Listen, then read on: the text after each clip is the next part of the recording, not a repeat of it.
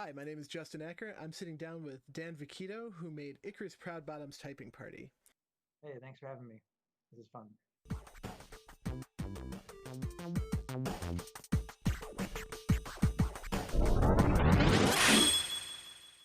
We have the name Holywell Studios. It's kind of a misnomer a little bit because it's pretty much just me and my wife, Jackie, who I'm going to tilt the webcam. She's over there. There, she's waving. So just the two of us making games mostly for fun in our free time, as much free time as we have. Often pretty slow going. We've been doing this for probably like 10 years and have like a depressingly few number of actual releases because we're just nights and weekends, just the two of us. We like to make games that are unique and have I like stuff with like unique controls, unique concepts. Like I don't think we have like an ethos or a mission statement, but if we did, it would be like just to make stuff that's unique and hasn't been done before. Like I don't have much interest in making like a side scroller or a first person shooter because everyone's like there's so many and there are so many good ones, So I want to try crazy stuff. The Typing Party is kind of a long history in a way. We made a few Icarus Proud Bottom teach us typing single player games. They were just on the web, they're just flash games. The first one got quite a bit of press actually. It was people liked it. It got more attention than I thought it would, which was nice. Then we made like an episodic kind of sequel that was kind of Twin Peaks inspired, and this was around like 2016 or something, and there were a lot of episodic games, and I feel like that's when like typing, not that, Walking Dead, like the Walking Dead episodic game was like blowing up, and a lot of other indies were doing episodic stuff, so I tried that. Then I just had the idea that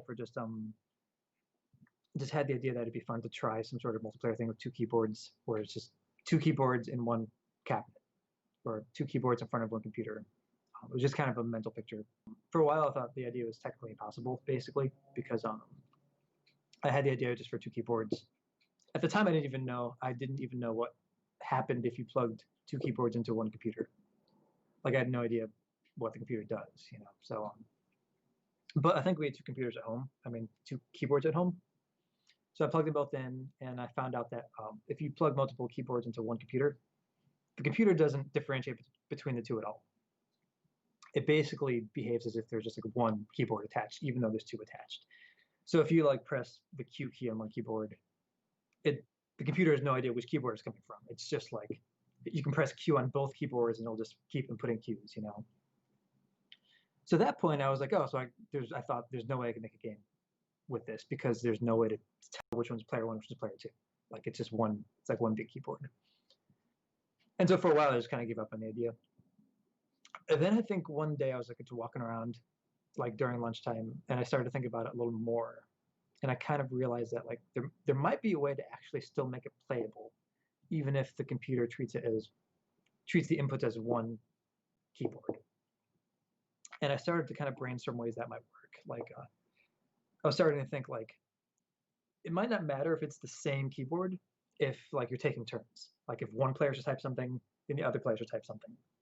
And there's a bunch of limitations. Like if you use that approach, you can't punish typos because if you're trying to type a word and the game detects that there's like a typo, you type the wrong letter. Again, the computer doesn't know which keyboard it's coming from, so you can't actually punish typos at all. But if you're taking turns, it doesn't really matter if you're essentially typing on the same keyboard. And then I started to think of other ways you could potentially have two players on two separate keyboards playing together. The computer doesn't know which keyboard's which, but the game still works. And that's actually how all the mini games came about. And so even in the version of the game in Wonderville and the arcade cabinet, and the version of the game you can download on itch.io, there's I think 9 mini games. And in all of those mini games, the computer doesn't technically know who's typing what. It's just like receiving inputs.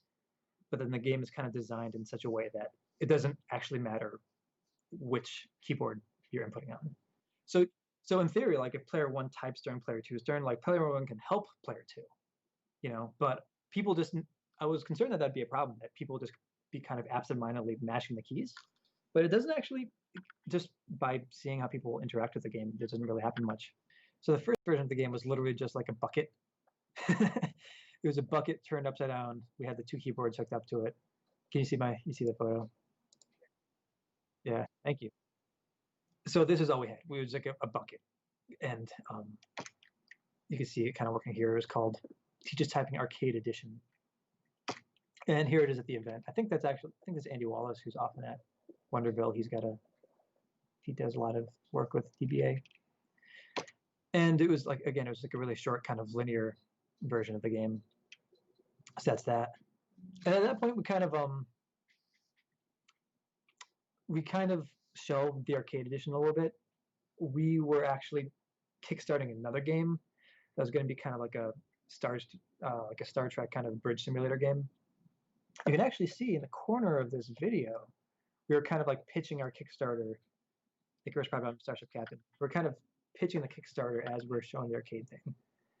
But the Kickstarter didn't do well. We didn't do a good job of marketing it.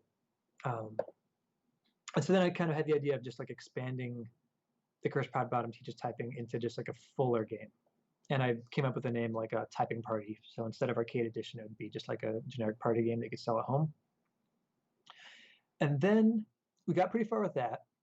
And then we found out that Indiecade East was coming to the Museum of the Moving Image in Queens. And I filled out an application, and actually they got back to us right away, and they said, they'd love to have the 2-player typing game there. So it was at that point when we put together the actual cabinet for Indiecade East. And we have on our website, which we never ever update, we have photos of the cabinet Indiecade East. So since it was like a real event at like the Museum of the Moving Image in Queens, like we wanted to do something kind of nicer than the bucket. So we just basically ordered like a prefab kit. I forget the name of the website, but they sell basically like a blank cabinet that looks, like it's like this shape. Of course, it doesn't hold 2 keyboards. We had to put like a piece of wood on top. And we tried to paint the side of the cabinet. But again, the material that this is made out of, this is kind of like particle board that's finished with this shiny, glossy paint. And we started to paint the side, but then just like, no matter what type of paint we use, it would just peel right off like a sticker. Like nothing would stick to this thing. So ultimately, we made a bunch of cutouts using like bright neon pink duct tape, and then like bright neon green duct tape on the right-hand side. That's one of the big visual themes you use in the game. Is the left player is always like this bright neon pink, and the right player is always this bright neon green. So we kind of reinforce that with the cabinet a little bit. Like the left side of the cabinet is blue, and the right side is green, just so you can clearly see like who's, we can have like text prompts in certain colors that kind of show you, like it's clear which player it applies to just based on the color. And then the finishing touch we put on this thing was, actually here's a picture. I think when we were at the hardware store actually buying stuff for the cabinet, they had these owls for sale, and you're supposed to put the owl on your roof or your fire escape to keep away pigeons. But we have like an owl character in all of our games, so we bought it and we painted it to be the right colors. But after the Museum of the Moving Image, there it is at Wonderville. Embarrassingly, for about 3 years, it just sat in our living room like this. Like here's our apartment. We just had this arcade cabinet just sitting there. Of course, it was off all the time, and the cat used to sleep inside. And it was just gathering dust. But then we found out that we heard about Wonderville. We'd gone to a few Death by Audio arcade events, but we weren't really members of Death by Audio Arcade, although we've known a few people who've worked with them and like a few people who had cabinets there. We heard about the Wonderville Kickstarter, and I was actually just about to reach out to the guy, Mark, who was running the Kickstarter, and like right as I was about to, he actually emailed me, and somehow we'd found out about this cabinet. So it was actually kind of incredible timing. And so then like very shortly afterwards, we again made like a bunch of little changes to make it like a little more of a stable installation that we could leave there for a long amount of time. And yeah, we brought it over there, and it's still there. And hopefully Wonderville stays open through this coronavirus nightmare that we're going through. Just tell everyone out there, please donate to the Wonderville. Save the arcade. No, it's crazy. Like times are tough. I think restaurants and bars should be closed because the virus is out of control. It's ridiculous. But at the same time, like these they're not receiving any help. It's crazy. Like it's absolutely insane that like they have to close down and are getting no assistance from the government whatsoever. And like it'll be totally tragic if these places close down, especially places like Wonderville. It's like there's lots of bars, lots of restaurants, but like Wonderville is unique. Like it's the only indie arcade in the city that I know of that's just permanent and freestanding. There's probably not many in the entire country. It's awesome. It's a cool place. And if it goes out of business, that'd be really bad. Not good. Give them money. Just give them lots of money. Yeah. Yeah. Thanks. Thanks for having me. This is fun.